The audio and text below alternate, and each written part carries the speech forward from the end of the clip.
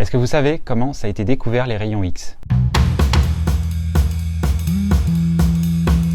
Alors les rayons X, ça a été découvert de manière un petit peu fortuite, complètement même. En fait, la découverte des rayons X, c'est en 1895, une personne qui s'appelle Wilhelm Röntgen, qui travaillait sur les rayons cathodiques. Alors les rayons cathodiques, c'est quoi? C'est des rayons qui sont émis par un appareil qu'on appelle le tube de Crookes, qui avait été inventé par Monsieur Crookes, du coup. Et ce tube, en fait, c'est un tube en verre qui a une anode et une cathode, donc c'est-à-dire des électrodes qui sont reliées à en fait une pile électrique, donc un générateur de courant électrique. Et quand on met le courant dans cette pile, on génère un champ électrique à l'intérieur du tube. Alors ce qu'il faut savoir, c'est que ce tube, il est presque vide, donc il y a très peu de matière dedans, il y a un gaz qui est très peu dense. Dans ce tube, l'anode qui est branchée sur la borne moins du générateur, il va y avoir un nuage d'électrons qui va se former autour de cette électrode. Et ces électrons, comme ils sont chargés moins, ils vont être attirés par la borne plus, du coup, qu'on appelle la cathode.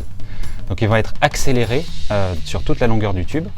Et quand ils vont arriver sur la cathode, ils vont se fixer. Et il y a certains électrons qui vont tellement vite qu'ils vont passer à côté de la cathode et qui vont aller jusqu'au bout du tube. Et le truc, c'est qu'au bout de ce tube, il y a un produit qui est fluorescent et qui va du coup réagir avec le rayon d'électrons.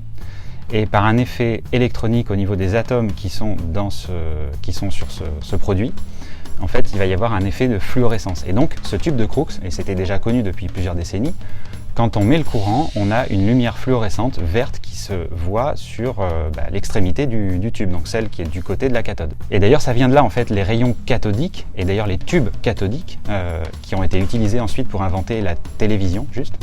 En fait, ces tubes cathodiques, c'est ni plus ni moins que des tubes de Crookes, c'est-à-dire c'est des tubes dans lesquels il y a un courant d'électrons qui avance à toute vitesse entre deux électrodes, donc plus et moins. Mais en étudiant ce type de rayons, donc les rayons cathodiques, Conrad tombe sur une découverte à laquelle il ne s'attendait pas du tout. Ce qu'il voulait en fait, c'était étudier ces rayons et voir s'il y avait une partie de ces rayons qui n'était pas visible en tant que telle. C'est-à-dire quand on faisait l'expérience, on avait la lumière fluorescente et il se demandait s'il n'y avait pas d'autres rayons de lumière qu'on pouvait détecter et qui étaient parasités par la lumière qu'on voyait habituellement. Donc pour faire ça, en fait, il a mis son tube de Crookes dans une boîte noire, une boîte complètement opaque, et il a éteint la lumière dans sa pièce, donc vraiment pour avoir le noir complet, et il a allumé le courant donc dans son tube de Crookes. Et son objectif, c'était de voir s'il n'y avait pas des rayons de lumière qui passaient autour de l'appareil et qu'il n'aurait pas pu voir en temps normal quand il y avait la lumière dans la chambre. Et bon, en fait, il n'y avait pas du tout de rayons de lumière, on voyait rien du tout.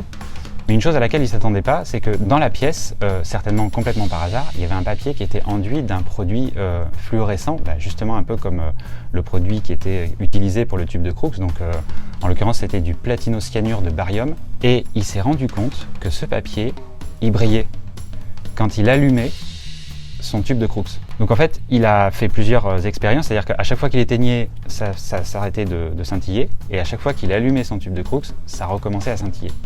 Donc il s'est demandé pourquoi, donc il a associé le scintillement de ce papier à l'allumage de son tube de Crookes, donc c'était vraiment ça qui provoquait le scintillement du papier. Donc il a essayé de déduire ce qui se passait.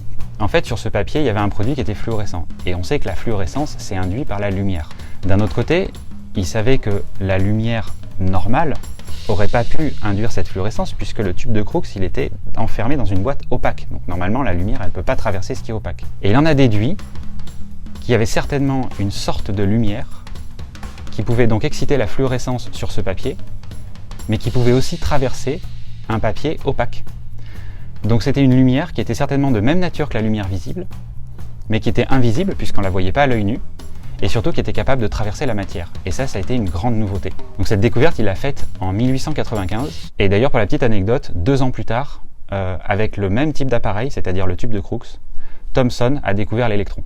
Donc en fait, cet appareil, il a permis de faire pas mal de découvertes, en fait. Fin de la parenthèse. Donc il en a déduit que c'était une sorte de lumière qui n'était pas visible puisqu'on ne la voyait pas à l'œil nu, de même nature que la lumière visible puisqu'elle était capable d'exciter la fluorescence, et surtout qui était capable de traverser la matière puisqu'elle traversait la boîte opaque qui était par-dessus le tube de Crookes.